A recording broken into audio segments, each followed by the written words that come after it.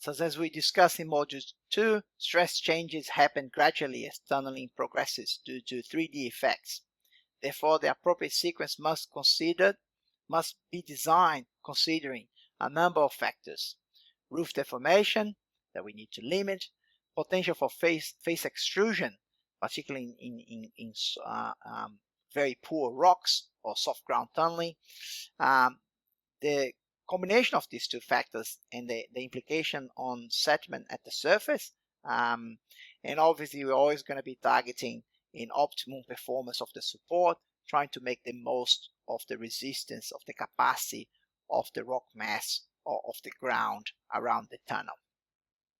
This is just an example here from the book by Lunardi, Professor Lunardi, an Italian professor, in 2008. So just providing here some examples of the same tunnel but at different locations, going through different rock qualities with a pilot hole or pilot tunnel that was drilled at the face. So you can see here a case where the combination of the stress conditions and the rock quality provides a very stable core here ahead of the tunnel. So particularly this tunnel ahead of the tunnel here is behaving in an elastic manner. So it's having a nice arching effect here. So even before you excavate, you can see here that's unsupported. So it's within this elastic phase here. So the stress condition because of the rock quality. So moving to a different chainage or a different section along this tunnel. So they encountered a different rock condition where you can start to see some plasticity happening here.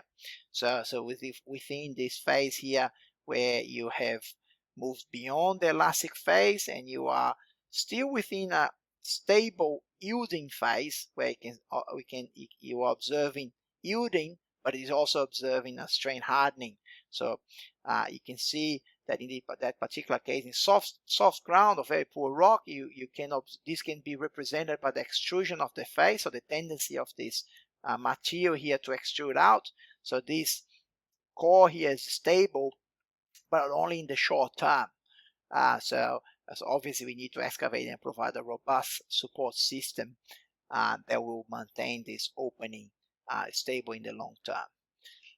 And then in a third case, they encountered a very poor rock condition, a very soft ground medium, where the combination of the quality of the rock and the stress conditions actually made the core, the face, unstable, so that pilot hole was actually collapsing, and so this could lead to the risk of a face collapse. And to maintain the stability, typically this sort of condition here is past the peak. So there's an unsafe condition. We would be reinforcing the face here, pre-supporting the tunnel and reinforcing ahead of the face to maintain a good stability, minimize this extrusion here, such that we can, by this reinforcement or pre-reinforcement, shift the behavior of this face from behavior C, or within a post-peak, towards a stable